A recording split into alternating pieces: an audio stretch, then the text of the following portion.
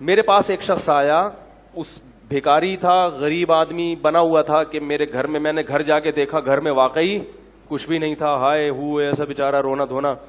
تو میں نے کہا دیکھو میں تمہیں بھیک نہیں دیتا. اس نے کہا میں ہوں بھی خاندانی آدمی, مجھے بھیک کے پیسے, یہ خاندانی کا لفظ میں نے وہاں سے بہت زیادہ سیکھا ہے. کہہ رہے ہم خاندانی لوگ ہیں, ہم بھیک.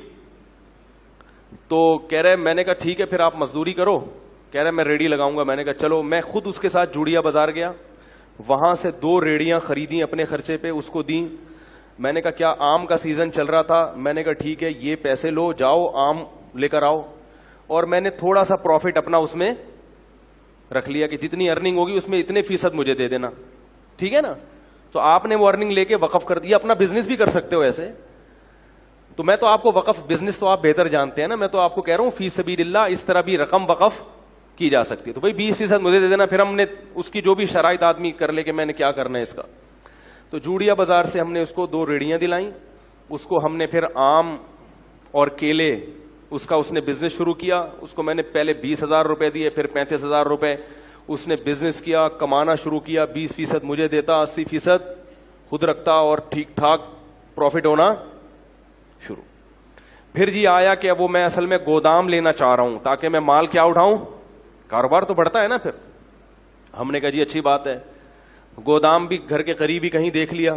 اس کا وہ گودام میں نے جا کے دیکھا بھی, چیک بھی کیا.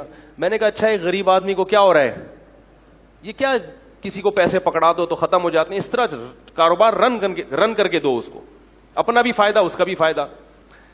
اپنا پروفٹ تھوڑا رکھو تاکہ ایسا نہ ہو کہ وہ بیچارہ, جب زیادہ بڑھ جائے کاروبار پھر آپ پروفٹ کا ریشو بڑھا بھی سکتے, لیکن وقف میں نہیں بڑھا سکتے. ہم نے جناب اس کو پورا گودام بھی لے کے دے دیا. اس نے وہ کیلے لا کے, کچے کیلے ہوتے تھے اس میں وہ کیمیکل لگتا ہے نا, اس سے پکتے ہیں, وہ پک بھی رہے ہیں, اور جناب بزنس ٹائٹ. اتنا پروفٹ مجھے شروع ہو گیا کہ اب ہم نے تمیز سے بات کرنا لوگوں سے چھوڑ دیا. سمجھ میں نہیں آ رہا تھا. گاڑی جو ہے ہم کرولا لیں, وٹس پہ ہاتھ ڈالیں, وٹس چھوٹی گاڑی ہے, مزہ نہیں آئے گا. یعنی اس میں بہت بڑا کاروبار ہو گیا. گودام کے گودام بھر گئے بھائی, نواب شاہ سے ڈائریکٹ زمینوں سے مال اٹھ رہا ہے. ٹائم لگتا ہے لیکن بڑھتا ہے کاروبار. اور وہ بندہ بھی فیک نہیں, بالکل نظر آ رہا ہے بھائی, ریڑھی لگاتا ہوا, پیاز آلو پیاز بھی بیچے اس نے. پھر اس نے اپنے بیٹے کو بھی ملا لیا, ملازمین بھی ہو گئے, دے مار 4.5, کیونکہ محنت بہت کر رہا تھا. وہ نظر ایسا آ رہا تھا, کر رہا تھا نہیں کر رہا تھا یہ تو ابھی آپ کو آگے بتاتا ہوں. اب لوگ میرے پاس آنے لگے, مفتی صاحب یار ہم بھی چاہتے ہیں اس کاروبار میں اپنا حصہ ڈالیں.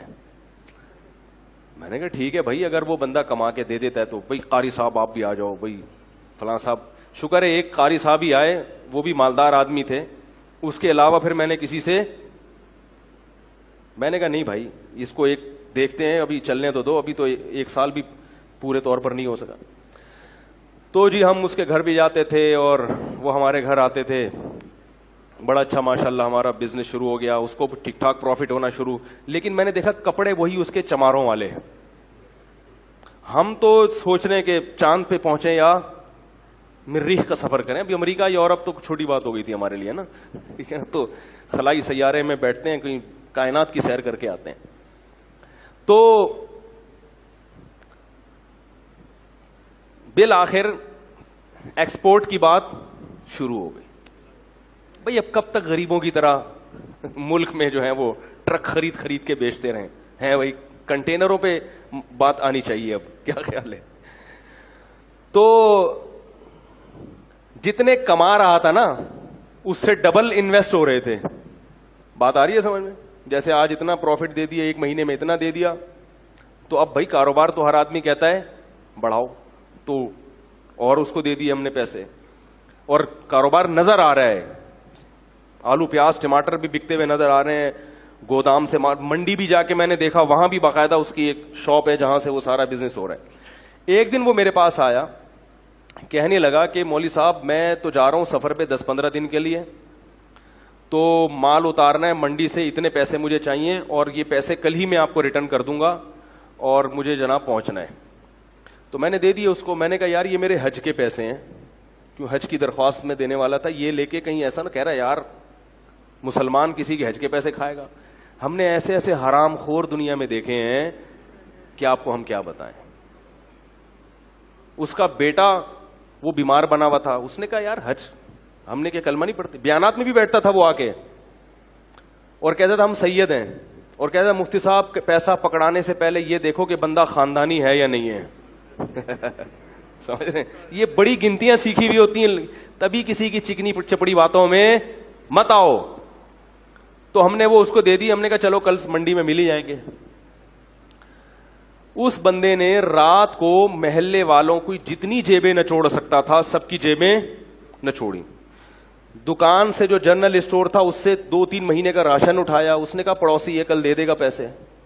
کسی سے چلتے ہوئے کسی سے اگر امید تھی نا 50 روپے مل جائیں گے ادھار, تو اس سے 50 روپے بھی لیے, کسی سے 500 لیے, کسی کے 1 لاکھ, ہمارے تو لاکھوں روپے لیے ہوئے تھے. ہر آدمی سے جتنا نچوڑ سکتا تھا اس نے نچوڑا. اسٹیمپ پیپر پہ جو ہمارا ایگریمنٹ ہوا تھا وہ لکھا ہوا تھا اس کے انگوٹھے کے ساتھ, یعنی میرے تو اس سے جو پیسوں کا لین دین تھا ریٹرن بھی تھا نا سارا, انگوٹھا بھی, آئی ڈی کارڈ بھی, سب کچھ. اب جناب وہ انگوٹھا لے کے اب تک میں 10 سال سے بیٹھا ہوں. وہ انگوٹھے کا کیا کریں گے بھائی, کیا خیال ہے, انگوٹھے سے کچھ ہوتا ہے؟ خیر جی, ہم اگلے دن جب پہنچے تو کوئی بندہ ہی نہیں تھا.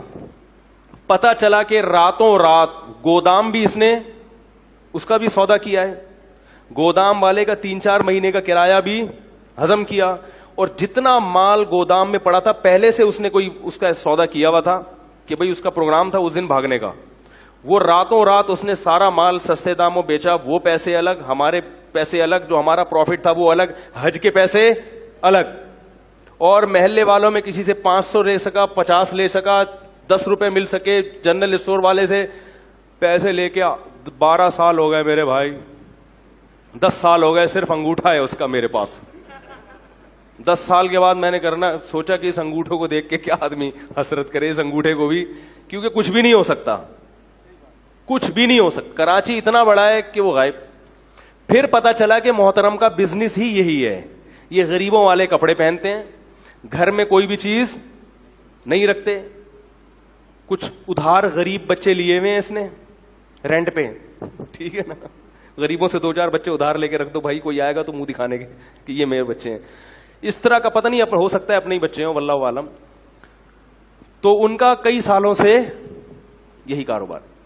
کیا ہوا کہ ہم نے اس کو تلاش کیا, نہیں ملا, غائب ہو گیا. ہم نے کہا چلو بھائی جو چیز قسمت میں نہیں تھی وہ. ایک دن ایک سبزی منڈی سے ایک پٹھان آیا باجوڑ کا, مجھ سے ملنے کے لیے, بڑا لمبا تڑنگا. کہنے لگا وہ بندہ تھا اس نے آپ کے پیسے لے کے بھاگا. میں نے کہا ہاں. کہہ رہے میں منڈی میں کئی سال سے کاروبار کر رہا ہوں, آج تک مجھے کسی نے چونا نہیں لگایا. پوری کہہ رہے میں اتنا ہوشیار آدمی ہوں کہ مجھے چونا لگانا آسان نہیں ہے. کہہ رہے کہ یہ آدمی مجھ سے کئی لاکھ روپے لے کے. میں نے کہا پھر کیا؟ کہہ رہے میں مفتی صاحب آپ کو یہ بتانے کے لیے آیا ہوں کہ اللہ کی قسم مجھے پیسہ نہیں چاہیے. کہہ رہے میں نے قسم اٹھائی ہے, میں نے بندوق خریدی ہے کہ یہ مجھے اگر مل گیا, اس کے سر میں اگر میں نے 7 گولیاں نہیں اتاری تو میری بیوی کو 7 طلاقیں. میں نے کہا کیا کر رہا ہے بھائی؟ کہہ رہے نہیں مجھے پیسوں کا غم نہیں ہے, پوری زندگی مجھے کسی نے چونا. تو میں نے کہا جب اتنے بڑے فنڈر کو چونا لگ گیا تو بھائی ہم تو اس فیلڈ کے ہیں ہی نہیں. تو اس نے بندوق, اس نے کہا کہ مجھے بس یہ بتاؤ ہے کہاں, مجھے پیسے نہیں چاہیے. کہہ رہے میں نے اس کے سر میں کتنی گولیاں اتارنی ہیں, نہیں اتاری تو میری بیوی کو طلاق ہے. تو اس لیے یہ جو ریڑی ویڑی کا میں کہہ رہا ہوں نا, وقف کریں, کسی غریب کو ریڑی لے کے دے دیں تو وہ غریب ہو. بہت, میں یہ نہیں کہہ رہا کہ سارے فراڈی ہی ہوتے ہیں, لیکن واقعی دیکھیں اس فیلڈ میں فراڈیوں کا ریشو بولو بھائی زیادہ ہے.